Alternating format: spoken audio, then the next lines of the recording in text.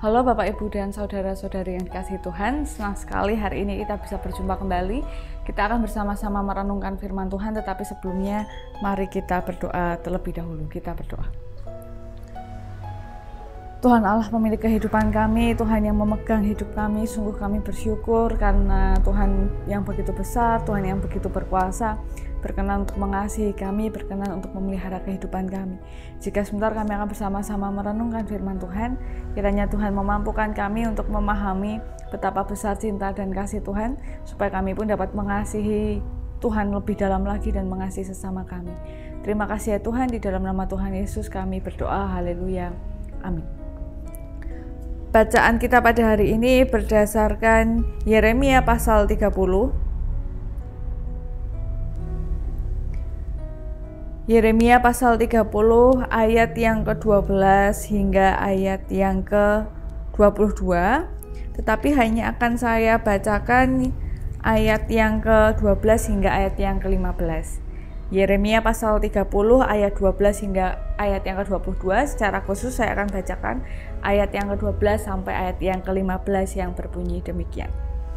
Sungguh, beginilah firman Tuhan. Penyakitmu sangat payah, lukamu tidak tersembuhkan. Tidak ada yang membela hakmu, tidak ada obat untuk bisul, kesembuhan tidak ada bagimu. Semua kekasihmu melupakan engkau, mereka tidak menanyakan engkau lagi. Sungguh, aku telah memukul engkau dengan pukulan musuh, dengan hajaran yang bengis, karena kesalahanmu banyak, dosamu berjumlah besar. Mengapakah engkau berteriak karena penyakitmu, karena kepedihanmu sangat payah? Karena kesalahanmu banyak, dosamu berjumlah besar, maka aku telah melakukan semuanya ini kepadamu. Demikianlah pembacaan firman Tuhan. Yang berbahagia adalah setiap dari kita yang mendengarkan, merenungkan, memelihara, bahkan melaksanakan di dalam kehidupan sehari-hari. Hosiana.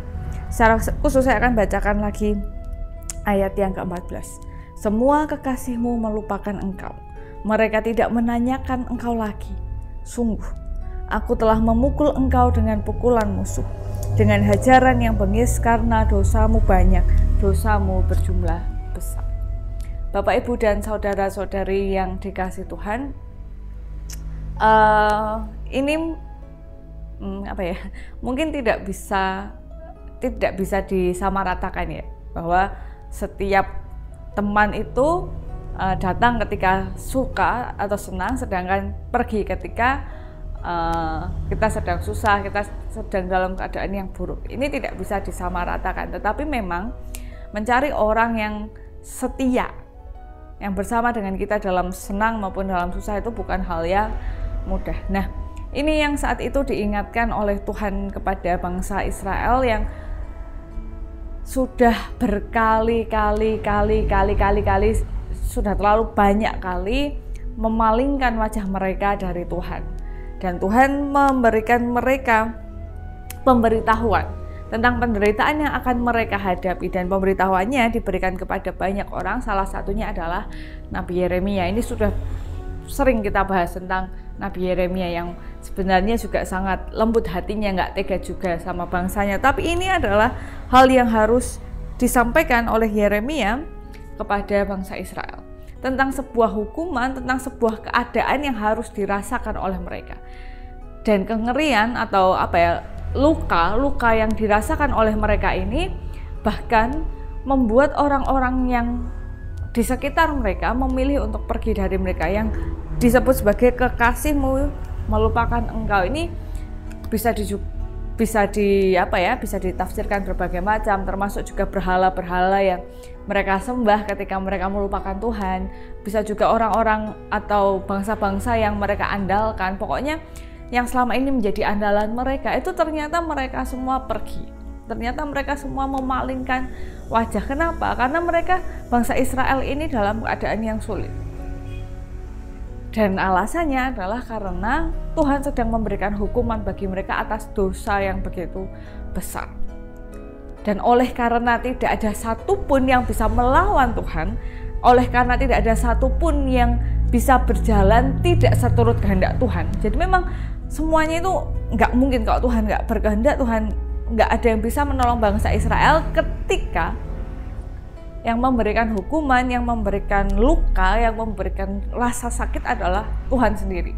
Nggak ada yang bisa menolong. Karena apa? Karena pertama, ya Tuhan adalah Tuhan.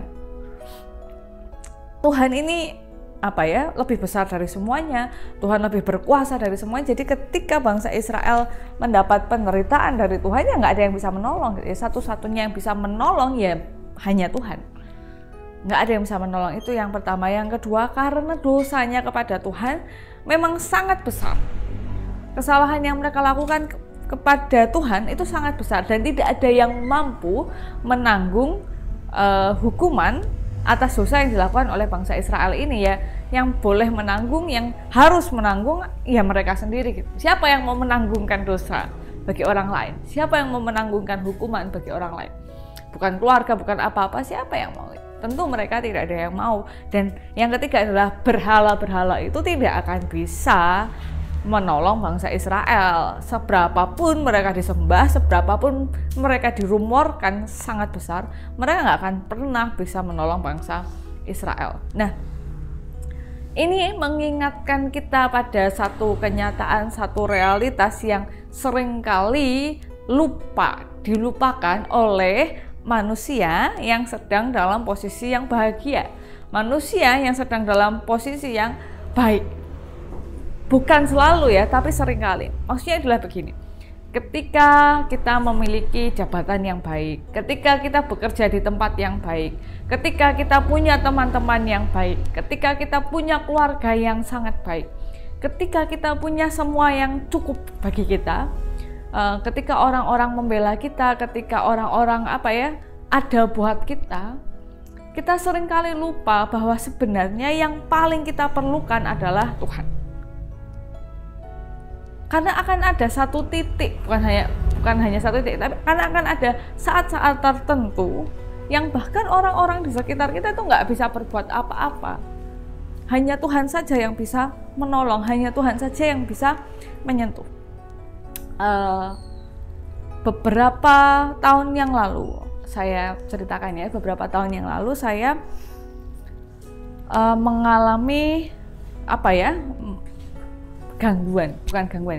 sakit pokoknya secara psikis saya sedang mengalami sesuatu yang berat yang membuat saya kemudian mengalami hal-hal yang kurang menyenangkan di tubuh saya, lalu saya harus terus konseling begitu karena keadaan itu. Nah, di waktu-waktu tertentu saya sangat bergantung kepada orang tua saya, kepada pacar saya waktu itu, kepada orang-orang lain, karena memang rasa takut, rasa cemas, rasa gelisah yang luar biasa itu membuat saya tidak mampu sendirian. Bahkan naik motor saja waktu itu saya sangat kesulitan. Padahal saya sudah bisa naik motor dari lama, tapi waktu itu benar-benar kesulitan. Nah, di satu titik, orang itu kan nggak bisa 24 jam ya Bapak Ibu. Jadi memang ya orang tua saya juga harus ada yang dikerjakan, pacar saya juga harus ada yang dikerjakan, dan hari itu, saat itu, saya harus pergi gitu. Saya harus melakukan sesuatu. Maksudnya ada hal yang harus saya kerjakan.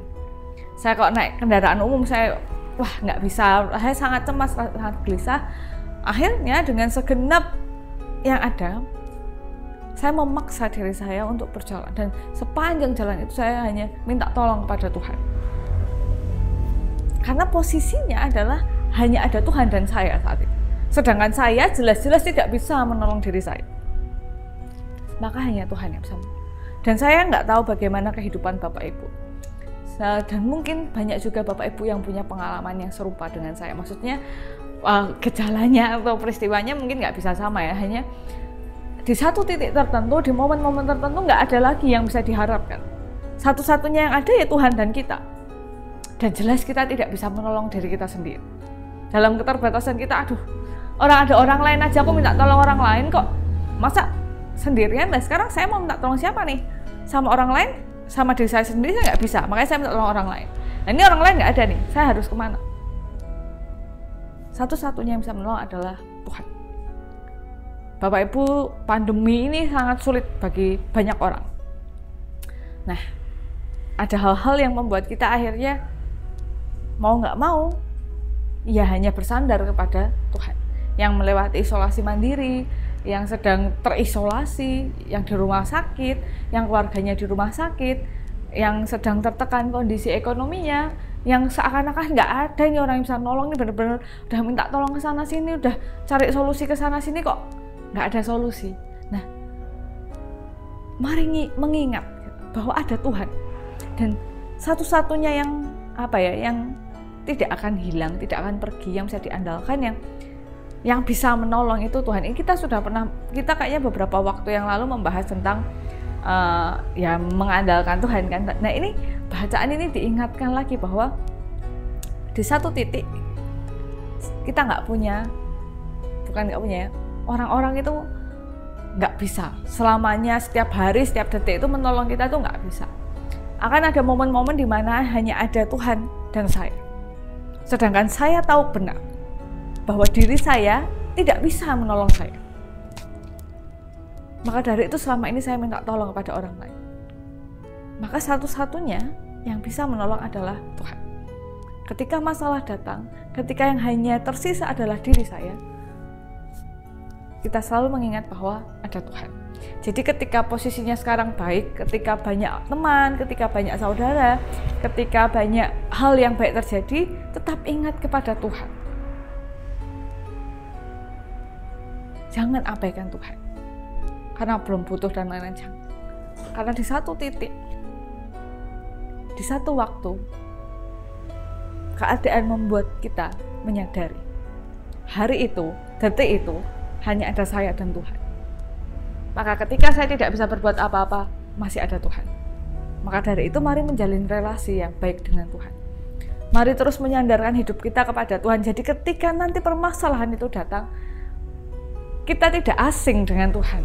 Kita tidak bingung bagaimana ini harus meminta tolong, bagaimana saya harus berkomunikasi dengan Tuhan. Karena memang Tuhan selama ini dekat.